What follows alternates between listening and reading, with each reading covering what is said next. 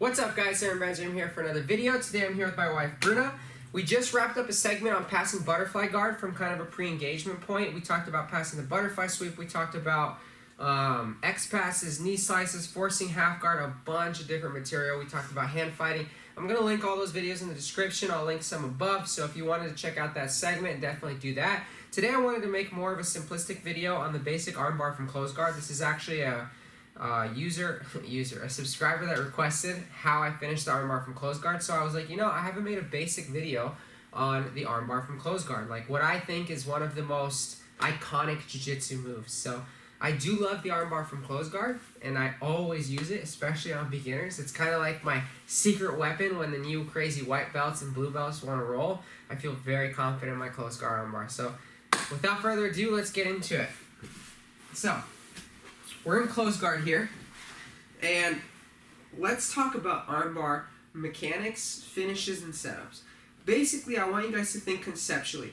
Any time that I get into a situation where I can attack an armbar, it's because her arm has come across my imaginary chest line, right? So if her arm comes across my imaginary chest line, meaning her elbow and her wrist placement are parallel with the line in my chest, I call it imaginary chest line, but just the line in between your pecs, then theoretically there's a shot at shooting for an armbar. So the way that I like to set it up, I don't even want you guys to pay attention to. I want you to think conceptually here. If her arm comes across this line, I can attack an armbar. So what am I going to do? I'm going to isolate her arm with some type of control. So again, conceptually thinking here, guys. I'm not trying to think of specific grips. I'm not going to tell you to use this sleeve and this cuff here, this collar, this sleeve. I just want to control the right side of Bruna's body right now.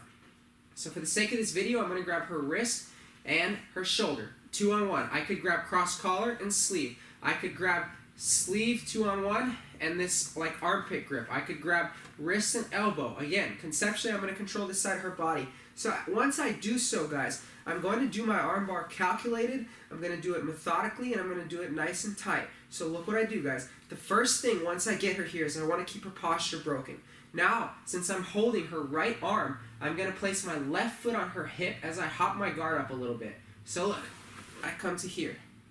Okay? Now, if you don't have the dexterity to place your foot on their hip, like so, you can place your foot on the mat. Now, subtle details that are very important. Whether I place my foot on the mat or the hip, I need to keep my knee closed. Why? My knee is going to provide a wedge for the fulcrum of her elbow to not be able to escape. If I keep my knee open and she pulls her elbow back, she gets it out. Common misconception with the close guard armbar is that the only thing keeping her elbow in line is my arms. My arms are the reinforcement. The primary thing keeping her elbow is going to be my knee. I'm going to pinch my knees together. So again, I was here in close guard. Her arm came across. Right away, I bring my knee here. Guys, I squeeze my knee so hard, it starts to shake. If my leg is on the mat, I still pinch my knee as much as I can. But for the purpose of this, I really recommend you try to get the dexterity to put your foot on their hip. Keep that knee very tight. Now look, my right leg is going to break her posture, and it's going to become extremely heavy, guys. So let's change the angle here. Let's turn here. So I'm here, guys, in this position, right?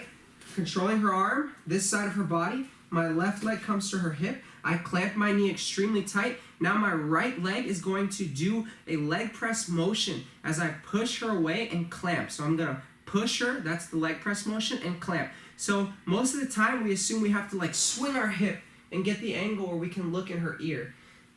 We don't need to swing our hip so drastically. What we actually need to do is move our opponent. So rather than move ourselves, let's move our opponent in this case. So look, my knee is clamped. I bring my leg up. I slide it up as far as my dexterity will let me. Try to find her shoulder, and then I clamp tight and I push her with it. So if you notice, right here my hips are flat. As I push her, I fall to a single hip. I'm on my left hip. I'm still holding her arm. Okay? This leg is clamped as tight as humanly possible. Clamped meaning pressure, heel down to the shoulder. Okay? And I'm keeping pressure here. My knee is still locked. So I'm very, very tight, knee to knee. I'm very, very tight, heel to mat. Okay? So at this point, I can let go of her shoulder if I have it, and I can double up on her wrist. Okay? I can push her head if necessary, And now look what I'm gonna do, guys. I'm gonna swing my left leg over her head.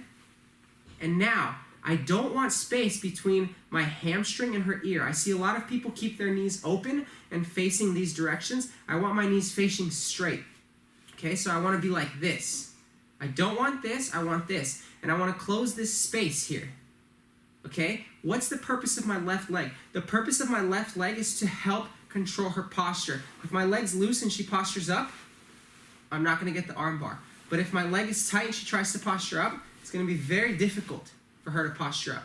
Now, one subtle detail that changed my arm bar drastically is to turn my hip. So I use my elbow a little bit, and I turn my hip just a little bit so that I'm on my left hip as I finish. What this does is it makes all my pressure go to her head and all of my weight go to her head. At this point, I pinch my knees, I pull down on her wrist as I lift my hip, and it's already super tight, guys. So guys, that detail changed my arm bar. So one more time. Poor Bruna. So one more time, I'm here. Left foot to the hip, clamps tight. Right foot is going to move my opponent for me. I'm going to push her this way as hard as I can and clamp my leg, like so. All the while keeping the pressure with my left knee. My knees are pinched directly. So I have knee to knee. I have my knee to knee tight, and I have my heel to mat very tight.